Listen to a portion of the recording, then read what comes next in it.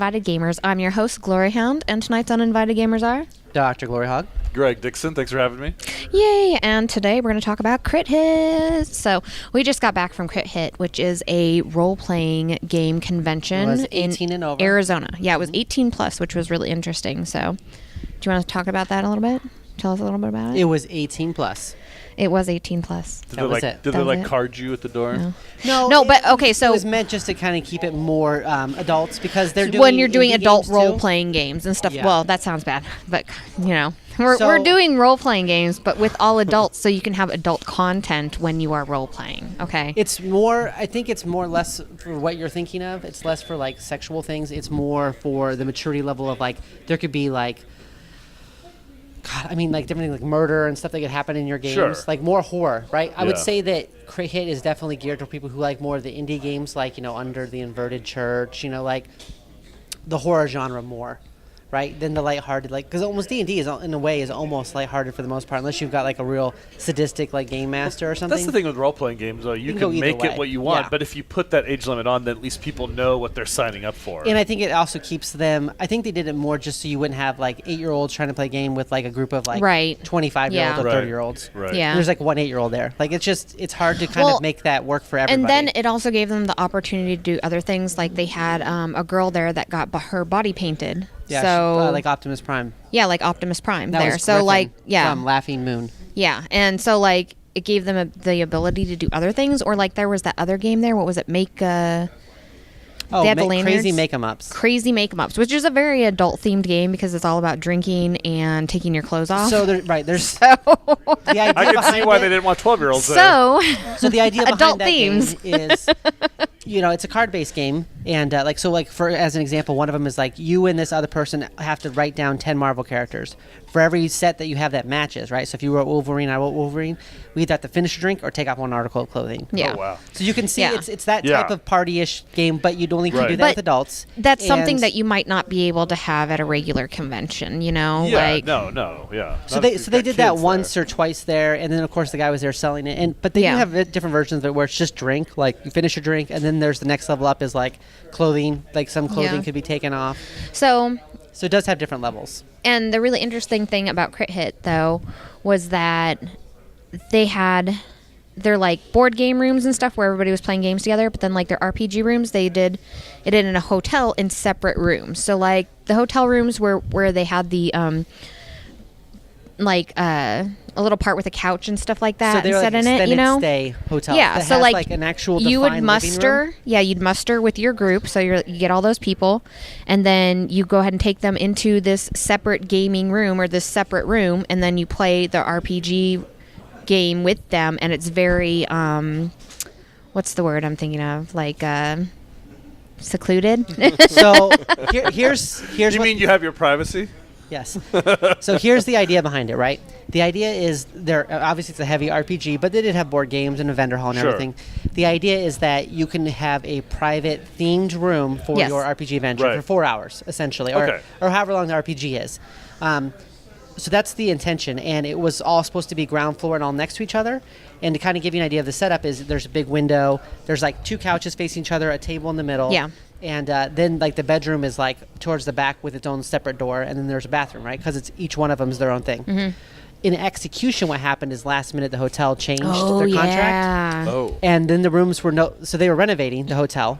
It's all outdoors. So all the rooms that they were outdoor access to these rooms. Yeah. Right. So they thought, we'll do the bottom floor and have like all the rooms and just have like a big convention, right? So that everybody, like the doors would be open and you could just kind of like walk back and forth. See what people are playing.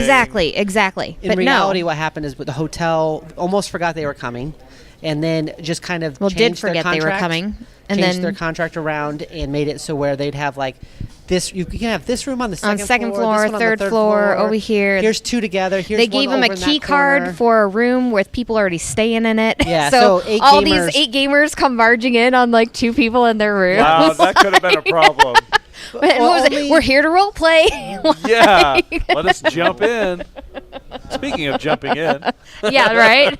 Exactly. That's why it was 18 plus. Yes, you didn't have to have any. But if you think about it, like if you were interruptions. sitting there as a couple, right? You've got this hotel room. You're just hanging out in Arizona. You're just And trying then to do your bam, thing. 8 The door gamers just bust opens in. up. They They're go, like, we're here to boom. role play. You're like, oh god. Oh my god. They're dressed up in their characters, so they have like shields. They're LARPing. They're swords. You're either real excited or real scared. Yeah, Yes. There's yeah. only, there's It's only very- two emotions. It becomes a very unique experience. And then they're then. fighting over whose room it is. You know, this Right. is our room. We're Yeah. supposed to come here to role play. So, but that was not For- the fault of the con. That was more the fault of the Right. hotel. Which For is the problem. I hope disaster- the con got. I hope the Well, hotel made it up to them. They somehow. didn't. They definitely though. didn't fix it the day of or the Yeah. next day because it was It was Friday, Saturday, Yeah. Sunday. So I mean, I just put myself in the shoes of someone trying to put that event I know. together. I feel really bad and then for, last minute for them. they're just like, yeah, forget you. We're gonna do our own. You know, They did, I think, the absolute best that they could with the position that they were put in.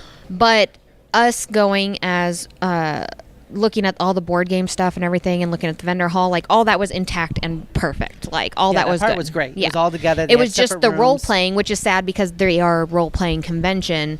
That's the portion that kind of got messed up with all this. So it makes sense, but when you start separating the rooms like that, if you're a person that either A, doesn't know everybody there, or like if you're female, or for whatever reason, you don't necessarily want to just go to a room. you don't want to be on the third floor with 6 people and you're like, Yeah. When am you're I no in longer- a convention? Because in a row, you're Yeah, at least what is this? in a row, you're next to other Some people, guy said right? he had Yeah. a role playing Right. game in his room. Yeah, it would be totally different if it was all on the same floor and then they Yeah, had and like all you said, everything the doors done. are Yeah, open. You right. can just scroll up. Exactly. You know, stroll on by. That's what we and- did. Is we walked around on the ground And we floor because couldn't I wasn't find going to go some up. of them. I wasn't going to go up to another floor. But yeah, I walked around on the ground floor, and the ones that we did find on the ground floor, we were next to able to each go other. look. Yeah. And go, oh hey man, what's Just up? tap Yeah. on the door like, hey, can we get Yeah. pictures or whatever? What Exactly, are you and that guys was playing? fine. I wasn't going to go up to other floors.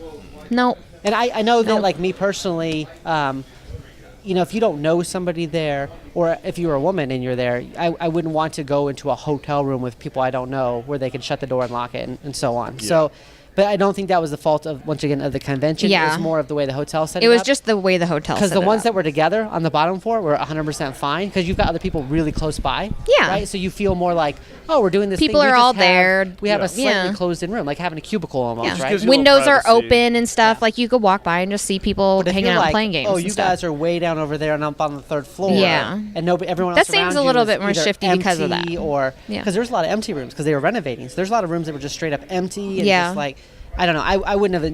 That They part I got didn't enjoy boned, seriously boned by that hotel, and because they didn't know. any they're of this like, until "We're they not went to coming set back." And up I'm like, "I Friday. don't blame you at all." Like, they're like, "We're just trying to get through this and make everybody have a really great experience as much as we can, but like, this is all we can do." And I felt really bad. When like, they showed that's up terrible. at check-in time on Yeah. Friday, they were just like, "Oh, you guys got a big group of checking in." They're like, "We're here for that convention." They're like, "Oh, is that this weekend?" Oh my God. Yeah. And they were like, they gave them that first day. They gave them rooms that other people were still in and stuff that hadn't checked out yet too. Yeah. So it was Wow. multiple times. So they was just like, hey, there's people still in here. Oh yeah, they'll check out soon. That part was sad. That What part a was disaster. sad. But we did get to play some cool games there and stuff. did. And the vendor hall was great. We purchased some really cool games. We got to meet some new people there.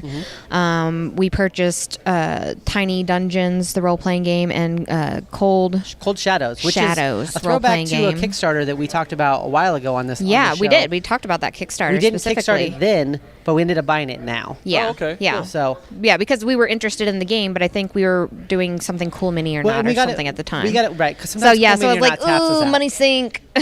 So To be fair, Cool Mini or Not is like having we did like, get to your pick AC that up. go out. You're like, oh no, the air conditioner's out. There goes a couple grand. Well, we did get to pick that up, and then we got it signed by the people that made it and stuff. Right. Like, so we got to pick things up and get things signed and stuff, and it was a really good convention. I liked it. It a was lot. nice getting to talk to the content creators of the book also. Yeah, 'cause yeah. I discussed different scenarios. I said, well, if I wanted to play an RPG out of this book that was kind of like The Blacklist, the show with James Spader in it. Yeah. Or he's like, yeah, or you could do Archer, or you can do shows like Yeah. Burn Notice. He's like, you That's can cool. run almost anything off of this. This gives you the pieces. Just a framework to play. build off of. Right. Yeah, because And then, they've of thought course, you about make this a it your million own. different ways, you Right. know? So, like, they're just sharing that knowledge with you on it, so... Yeah, so they're like, It was this, good. this will give you the framework, and then you can kind of build whatever you want based off of whatever you want to start off with. Yeah. So make sure to check out CritHit if you're into RPGs. Yeah. And their board game area is growing because we were able to play Dr. Horrible's Evil League of Evil there, which is a Kickstarter game. And there was other games too, like Lord of Hellas was somebody was playing that. Oh, Lord of Hellas, which looked beautiful. I saw Rising Sun. Beautiful. There was Gamelin Games was there with their Heroes of Land, Air, and Sea. Huge. So like people were playing big games there. So they brought some local content creators, right? Like local game makers, and they also brought in some other ones from outside too, plus the vendor hall and everything. Yeah. So like if you aren't into RPGs or you didn't have the time, you could also do these other things. Right, you could get a day pass and go down there on Saturday, just hit up the vendor hall, maybe play a couple board games and go. Because it was like $25 for a day pass, I think. Yeah, right? It wasn't too bad. It was different for each day, but and even the whole pass was only like $40-ish, I think, for the whole weekend. It's not an inexpensive convention. It was 3 days. Friday, Saturday, and Sunday. Yeah. I'm going to do it this time of year, kind of every year. Yeah. This is third year? But at a new hotel, actually. Yeah, at a new hotel. Next year. Well, this is the third year. So like this is one of the big ones in RPGs, and then now they're incorporating in more board games. Yeah, so. Why not? If you're in We've talked to them about it. We're like, hey, board games. If you're an Arizona native, you got to do MaricopaCon, CritHit, RinCon, and then the AZ Game Fair. And those are the four big ones. Good ones that you can go to that have a decent amount of people turn out, but each one is themed completely differently. So like one's more towards RPGs. MaricopaCon is a very good balance between both, having RPGs and board games, and then AZ Game Fairs like heavy board games. So like I would say RinCon's heavy board games. Is like the future of board gaming, right? What's that? AZ Game Fair is probably it looks professionally done. It's bright. Like there's he brings in talent. He's studied conventions before. You can tell that he's gone in and specifically gone to conventions and gone, how do they do this? Yeah. And then taken those things and then built the convention off of that. He is there to provide you with the best experience possible by dissecting these other conventions. But I mean, the MaricopaCon and CritHit are more local conventions where you see a lot of the same people all the time and everything, because it's the local crowd that you hang out with down at Games U or Game Depot, I mean, just the area, Thoria Games. Yeah. But yeah, so what did we play this week? I played a Container. Oh, I love Container. So good. It's so good. It's so expensive, so many though. ships. That's like $100 game just because of those ships. It is. But they're so fun to play with. It's so satisfying. So Container is made by Valley Games. It's for 12 plus. It's for 3 to 5 players, and it ranges to about 90 minutes. It's a long game. You're going to be there, I feel like, for a while because it's an economy building game. You start with little containers and you're trying to sell them off to different people, and then you're trying to get your ship to go buy other people's containers and then get them all to this main island and then sell your stuff off. So you're trying to make profit at different times during the game, while also trying to provide other people with things and make profit off of them as well. So it's so good. It's so simple. It's so simple to play. It is pretty simple. But it doesn't getting through the complexity and then having different players come in, each game is completely different with different players, because you might have somebody that's really a stickler on keeping their price at certain things, and somebody that's just I just need to get rid of all this shit, just sell it. Fire sale. Whatever. We stock them deep and sell them cheap. I'm pushing these containers off into the ocean. So or you might get people that work together really well, because I think you and me had a thing going on in our game where and I think we were first and second. We were because we were. Then we just exclusively did all trade. Of my money at your spot. That's right. Because you had the most containers. I was right. I made sure I had the most containers because I knew he was going to come get my containers. And they were affordable, and I would bring up my boat and fill it up. That's and right. Then I'd go do my auctions. I make money off of that. And then you told me, you're like, I would have bought these for more, and I was like, damn it, damn it. After we already Price finalized the transaction. Price is too low. Yeah, that's funny. It's cool because it's kind of like you're running your own little business, but the mechanics of it are stripped down enough that it's not convoluted. You can learn it quickly, but there's still plenty of strategic depth, and it's interesting to see how different people sort of organically fill certain roles. Yeah, it was really I'm the interesting. Auction guy. I'm the guy that has the containers. I'm the one that has the variety. Right, because you don't assign them. You're not like, you're the auction guy. No, it just sort of organically happens. Because I think Dan's strategy was going and selling everything off, because you can get certain victory points by getting your containers. I sold X blue, X red, and stuff like that. So you have to have the different types of containers to sell off, and get stuff off of that. And I think that's kind of where he focused his thing on. So everybody's focusing on a different aspect in the game. But it all just works all so really fluidly too, with everybody. Yeah. So there's not like one strategy that's like the best strategy. It seems like you can go different routes. There's not the best strategy because your strategy is going to change with the players that you play with, you know? And the just because we had a good relationship, of me getting a lot of containers at first, if you don't play with me next time, I'm not going to have a big supply of containers because that's the way I might want to play. It's also very different with different player counts. Yeah. You know, I've played it with 3, and have I gone up to 5? Is 3 the minimum? 3's the minimum. And with 3, it's very different because you have to do more things. Now, with 3, can you get into a situation like with Rising Sun where you got 2 people that are kind of working together, and so they're like ramping ahead really far while the person who's not really, because is kind of dragging when behind? When someone brings an auction, people are forced, like you're forced to sell. You can't not sell. Yeah. So if I go up, take my action, buy your stuff at the price you've determined, and then do my auction, well, you can say, well, we're just not going to buy from him. Well, if you don't buy from him, then he can take those for himself. Okay. And so you are forced to kind of participate. So odd number games doesn't count, because we've ran into that with Rising Sun, where like if you've got 5 players, you know, these 2 make an alliance, these 2 make an alliance, and this guy over here is kind of like, no, it doesn't work like that, and it changes throughout the game. So like if somebody had put their containers at a price that was lower than mine, I would have to then try to adjust myself or go, is it worth it to wait out one turn? Like, so you're constantly making these like little micro adjustments in the game to try to sway people to do things for you or to get different things in the game. You're trying to keep up with like supply and demand. You are. And you can see that just unfold so naturally. You guys are like in that actually game. Writing my microeconomics paper right now. That's right. This is good. You Keep it up. Just submit this video. Yeah, just submit this video. Here's my paper in audio form. Don't watch the video, please. That's right. And you mentioned the components. They're components, top-notch. They are. The heaviest. Those things I could. But will the boats float? No, I don't think so. Probably not. I think that if ironically, no, I don't think so. So one thing that sinks, containers float. The boat just. If you wanted to murder somebody with a boat, you definitely could, because it's pretty heavy. You could go over and just bam, knock them over. Just got dark. Yeah. Well, and the box is heavy too. You could just crush someone's head with that box. Hold on to this. Like, you wake up and all you see is the like logo of the game box. That's how most convention deaths happen. Is someone gets crushed by boxes. It's usually cool mini or not. The big thing for me is just the cascade of Rising Sun boxes. Although it's an excellent game, the price might turn some people off. Yeah, because it's a $100 game, you know. But it is such a good game. It's cheaper on some of the online retailers and stuff, but it's a really good game though. It's worth it. It's worth it. Yeah. Dr. GloryHoundd, what did you play? We played a new game when we were at CritHit. Oh. What's it called? It's called EcoGoGo. EcoGoGo. I actually have it right here. Ooh, fancy. Should have had go-go dances. It's for this segment. Ooh, so there we go. So fancy. So EcoGoGo was created by a guy out of LA.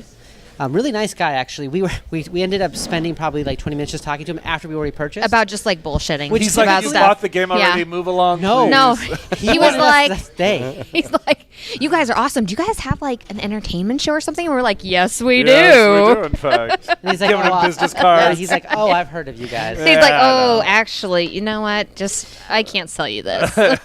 So I don't want this featured on your low budget. Well, what's cool is this game awkward. kind of somewhat reminds me of Trekking the Parks. There's a card there that says poop. There is. There is. It's a poop card, okay? Calm down. It's a game that's based off I couldn't help but mention. It's based off of Grand Canyon, yeah. You know, the state park, and it's based off the creatures you would find there. And so it's kind of like semi-educational. Like, it's got some fun facts talking about the canyon and the different creatures that live there. And I would say it's a trick-taking game because you're trying to make sets. And you do that by playing cards out of your hand, manipulating the board, like you can swap them, and you're trying to either like make like a combo or you're a food chain. Well, one of the ways or is a migration, chain. Right? So if you do the migration, you're going to take that set and then it gets scored, right? You're going to put it to the side and it gets scored at the end. Or you can eat other animals. Is a migration like the same numbers? Yeah, so you would have to have... You get like a pack and they move So together. having 6-5, you would want like a 4 to be here. And then you would take all those cards if you were able to do that. Yeah, for a food chain. And then like... And I assume a migration is the same numbers, probably, right? Because you're like a herd that's migrating together? Right, there's multiple ways to go ahead and score them. But the food chain is kind of cool because it's like this animal would eat this animal, which then also eats this animal. Or you can feed animals to animals. So like feeding this animal... Like this golden mantled ground squirrel can eat this common lizard, and then you take this and you put it, and each one of these cards is a victory point, okay? And then this gets refilled, and then you keep doing that, and you're trying to make like combos in this little board here as you go around. And what's nice is that occasionally you will get the chance to do like endangered, where like say like this common earless lizard is going to be endangered. And and everybody has to like remove all those cards. Are never safe. Yes. Well, yeah. So if you have a bunch of lizards and it becomes endangered, you have to or it becomes extinct. So at first it becomes endangered, and somebody has to save it. It goes extinct. Then it goes extinct, and then you remove those cards, and they're all out of the game. So the first thing I'm thinking of is that's it. If I don't have those things in my thing, I'm not going to save Yeah, you're going to be like, I don't have any of these, so like extinct. I'm just ruining other people's points at this point. You're just reducing their point totals while bolstering yours. So it's going to be a simple play. I like the art. It's very like minimalist, but it's adorable. It's so adorable, right? Yeah. But it's one of those games that's simple, but it's going to be a lot of fun to play because there is some complexity as far as how you're moving things, the way you're going to get the cards into your victory. When I walked by this and he started telling me about the game, because I'm not like, oh, yay, trick-taking games. I'm like, that's not really my jam. Like, I'm not a cool trick-taking game sort of person. For jam. But FYI, she likes true. Apricot jam. That's true. Send them to P.O. Box. That's right. When I saw this game, and you get a flood of apricot he's jam. like, here's how you do it. You take tricks, and I'm grabbing cards. I'm like, whatever. But whenever he's like, but there's combos, I'm like, what? Tell me more about this game. She did say it that way. In slow motion. That's right. And I'm like, I'm sorry, she's had a stroke. She's like the whale from Finding Nemo. How are you? But with the combos of it and stuff, that is what sold me on this game. So it's educational because you are talking about actual food chains and stuff and species in the park. So in the Grand Canyon Park, has corn in it. Oh. They have cards on it here that have fun facts on it about the different animals and then the park itself. So he's aiming for like a educational thing, but like this is just a fun card trick taking game that is like a little bit more unique than just put down a card and take that thing. Right, you can play this game without learning anything. You can play this game without being completely ignorant of wildlife. Yeah, you don't have to know anything about wildlife. But as Arizona natives, this is kind of nice to kind of see like, some of your wildlife represented. Because people think that there's no animals here, but there are some. There are. Well, they're under rocks. There's a pig and a dog here. There's a hog and a hound. Hog and a hound. Yeah, this game was surprisingly unique card trick taking game. And so like as soon as he discussed the whole thing, I'm like, let's buy this game immediately because like it sounds like an easy card trick taking game that I could teach my kid, I could teach my mom, but I would also enjoy. Like I'm not going to be bored sitting here playing I like the spatial element of it. That's unique. I do too. It reminds me of like a game I would play on my phone, like an app, like a bubble something where you're trying to create combos on there. Yeah. Jeweled Blitz. That's right. That's what it reminds me of, except in cards, right? And this plays from 1 to 4? How many people is it? I know you can play this solo. He's like, I don't know. You can play solo with this game. Solo play. You can play with your poop by yourself. I'm just going to keep saying the word poop. That's right. Well, I mean, 7. It's so cute. It's so cute. Look at it. It's got corn in it. At least it's come cute on. poop. It's got corn in it. All right. That is corn. I thought you were joking. No, it does. There's actually a kernel has a little of corn piece of corn in it. Yeah. I mean, like wild corn. It's maize. It's maize. Wow. That's what we call it. It was a fun game. EcoGoGo. I think you can get it online. I think. It doesn't look like it's too expensive either. No, it's like $20. It's like a $20 game or something. It's in that range. Yeah. It's definitely like a nice little find that you only can get at a convention, right? Because this was his first convention, and I would have never ran across this if he wouldn't have been there. Yeah, I wouldn't have even thought of this game. Like haven't seen it anywhere. Like I never heard of it until I saw you guys. It's fantastic, man. Like it's really good. Cool. Yeah. So if you want to actually know more about it, you can follow us on social media. Yeah, at GloryHoundd on Instagram and Twitter and all that. And I posted some pictures about it and stuff, so you can take a look at it if you're listening online. You can follow that right to the Senate. That's right. You can go right to the Senate. Yeah, Senatainment. He's had a lot of the same issues as we have here. On what was our thing that we were trying to look for? Tastefulnudes.com. Wait. Where are we going with this? I'm not sure. I thought we were just happily talking about poop. I'm sorry. She took it down a dark path.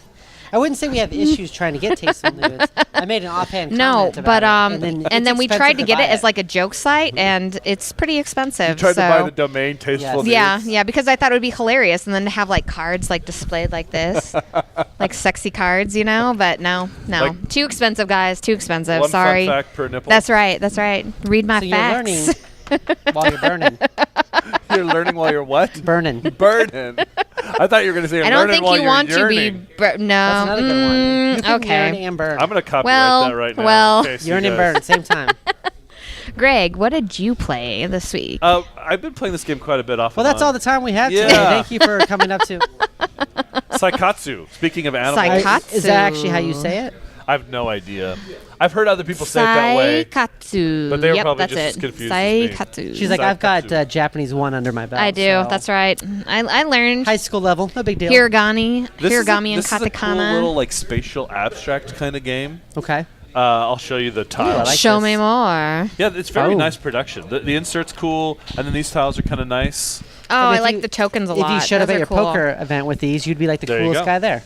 So it's kind of cool. It's very simple to learn. Is it like Tiddlywinks where you click them? It's a flicking game. It's Pogs. The tokens are like little cool little flower shapes. It's not I don't know. Hold on. You might not be able to see the cool flower shapes on camera. I didn't get any of them. So each tile has a bird and a flower. Except for the fish ones, which are wild. Oh, God damn it. And when you're... Stupid fish getting up in here. But when you're playing at the beginning of the game, you're trying to group the birds on this board in order to get points. But then, meanwhile, what happens is you are trying not to line up too many of the flowers because everyone is going to have their own perspective. And in their rows, if they line up a whole bunch of flowers, then they get points based off of those sets. So you're trying to play in the short term to group birds to get points, but not set other people up for the end game scoring so that there's rows of flowers. Oh, that's very cool. So just that push and pull of those two sort of objectives is enough to make this plenty difficult, plenty complex, but like you learn it like that. Super easy to learn. You always have 2 tiles. You pick which one you play, so you have some choice in that. I feel like this is kind of in the realm of that like Lotus or Lanterns where it's like not super the placement, but the placement's really in depth where you're going. Other people's scores it's not super like a super deep game that you're going to be like, oh, what am I going to do? But it's deep enough that you can. Right. It's deep enough that like it's not an easy guaranteed win. You're not like, oh, I'm just going to win this game. Like, oh, I can lose this if I'm not careful. Well, it's like a lot of abstract games where you can learn them quickly. But then it takes a while to actually get good at them and master them. And then the more you know it, right, then the harder it gets. And the more you play it with the same people, the more complex it gets as you're watching each other closer and able to sort of see the mechanics, turns ahead. Yeah. Like if you teach somebody Lanterns, it's super easy to teach it to them. But then later on, you're like, now you learn how to make it where they don't actually get any lanterns. Then you go into screw your friend lanterns where you're like, that's how I'm with you will get no cards this round. Like, no cards. People won't play Carcassonne with me because I play like the mean version of Carcassonne where it's like you're just cutting everything off. Little thing, or I can play this style here and I know you won't be able to finish your road or your cloister or whatever you're working on. That's right. Well, that's an issue I ran into when we were playing Dr. Evil, Dr. Horrible, Dr. Horrible and the Evil League of Evil. How do I forget that? I love the movie. How could you forget? I know. I love Not a fan. Not a fan. No.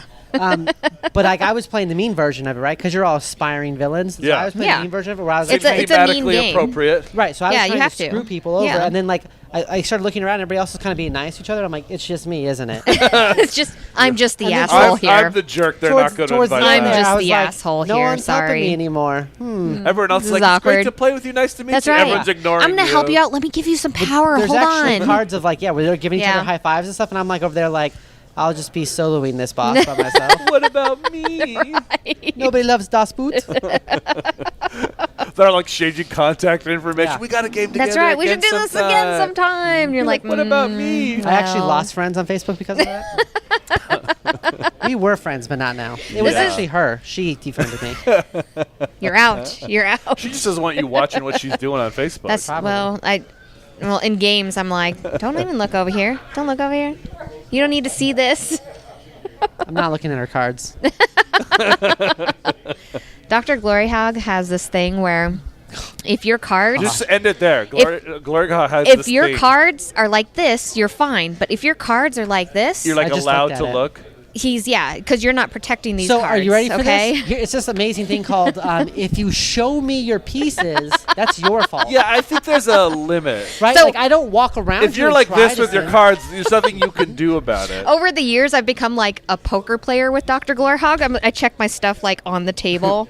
Like, okay. So if you're like or I have it like way up here, like, all right, okay, just like back down. I'm not going to sneak around you to look at him. He's like, I need to get up and get a drink. I'm like, hold on. But here's the question: if you notice someone's cards are kind of do you kind of go, "Oh, put your cards back," or do you just take advantage of it? I don't tell him. He doesn't. So I do the opposite. Why would you tell him? I'll be like, Stephanie. You'd be like, you know what? Hey, I can see your cards. Let me you just need to hold that. If it's a child, I'll tell them, I'll be like, hey, you need to make sure everybody doesn't see your cards, and I'll purposely not try to use that information as much as possible to so I don't like just beat them horribly in a game. So like if I'm playing like Magic with my 8-year-old, I don't. You're not crushing them. Right. I go like, hey, I saw your cards, or like if you. I know exactly what you're playing. Right. I'm not going to play around it or something. Sure. Like, you should probably place that land. I'm just saying, if you have one. But probably play. But if it's another adult and I just happen to see your cards, like I don't go out of my way. But I'm gonna note. Here's the thing: I notice things she doesn't.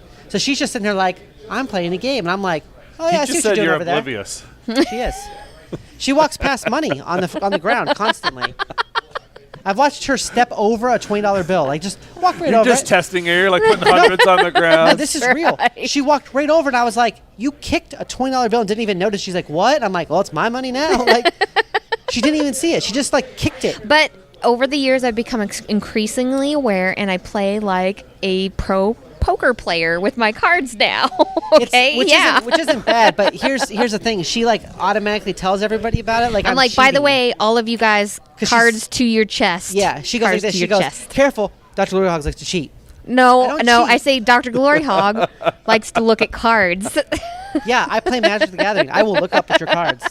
I look at spoilers. He's over there looking into your eyes intensely. I see you have glasses on, Greg. Let me tell you something. I think I can see your cards. I don't. Yeah. Right? There was a board with life skit like that. I don't watch movie trailers because I don't want to spoil anything for the movie. Yeah. I figure if I already like the idea of the movie, I'm probably going to go watch it anyways. I kind of feel that way too. But I will look at spoilers for Magic cards that are going to come out in another year. Well, you want to get excited about what's coming. I like looking at cards. He's a registered card offender. That's right. That's right. Yeah, but she like frames it in the way like that I'm cheating. I'm like, don't show it to me. Just don't display everything. Yeah. Like that's kind of your bet. It's like if you were to tell me like, oh, for my next turn I'm going to do this. It's not like I'm going to not now hear you have that knowledge for That's your fault for being dumb. You can't unsee the card if you're holding it. So now you know, Greg. Now you know the secret. If you're sneaking up on me. I think the key is just not to sit next to him. It's like this is what she's blaming me for. Everyone's on this side of the table, and then he's in this corner by himself. That's right. It's all it's your turn. That's right. It's if like you're a sneaking crescent up on me, moon. you're like, I'm gonna rob this guy with the black hat on. It's gonna be awesome. I'm gonna use that to my advantage to not be right there. Is that my fault? I have a black hat. I'm actually gonna leave now. Yeah. I think they're talking about me. It's time to move on. I should maybe go. So Seikatsu, really good little abstract game. I'm just kidding. Seikatsu, it looks awesome. I'm excited to play. It's very easy to learn. Yeah, absolutely. And I've played it a bunch. Nope, I gotta just fold it. Don't do it. It's got really great made tokens and stuff. The bag like is it's nice. fantastic. Yeah. It looks good. It's got like the glossy text on the box. Would you bag it up? I did. You already did bag it by up. IDW Games. I actually bought this at Dice Tower Con. They have They have a flea market there, and you can get stuff real cheap. That's nice. I think it's like $10 to get a table, and people sell their older games. And if you look, there's a tiny little. Oh yeah. Who cares? Yeah, who cares? A little dent in the box. Well, actually, no. This wasn't the flea market. This was at the Cool Stuff Inc. is there, and they have a ding and dent section where they sell dinged up boxes. Well, and I like they that, also though, have a flea market because a lot of times we repackage stuff anyways, like into our bit boxes. Yeah. We're like, oh, it's like $10 off. We're like, we have no room, so bit box. I don't really care. Look, when I put it on the shelf, that side will be in the back. Yeah, that's right. You just put the bad side in the back. Nobody cares. Yeah. And what was it for 1 to 4 players? 1 to 4. I don't know what the solo 30 minutes is. Yeah, and it's very fast. ages 10 plus on that. Matt Loomis and Isaac IDW Games. The solo play is like if you accidentally draw fish, you just lose. Yeah, no. You're like, okay, bird, fish. Damn fish. This fish ruins everything. Ruining my plans. All right, so honorable mentions. Greg, where can we find you at? Hooked on Geek. That's our podcast. We put out. My wife and I put out every Monday morning. That's right. Instagram, Twitter, Facebook. Check us out. We have discussions like this. We have guests. We do top 5 lists. We discuss topics in gaming.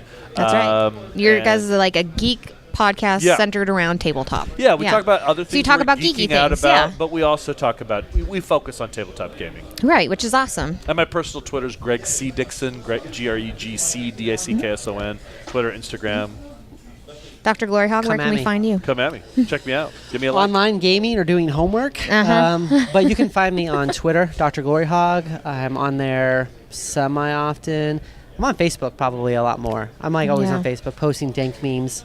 But I don't think nobody knows you by Dr. GloryHoundd on Facebook. I don't think you come up like not. that. Yeah. So that's awkward. So you won't get my dank memes? So that's awkward, guys. He doing the homework. How many years have you been a senior in high school now? It's been 17 years. Yeah. You'll get it. I'll get there one day. It's that algebra class, It's the struggle. It's not getting to the finish line. It's the journey. It's the journey. That's what counts. Life's a journey, Greg. Well, diplomas are overrated. Journey. Thank you so much for joining us tonight. Make sure to like and subscribe to us online, on iTunes and Stitcher.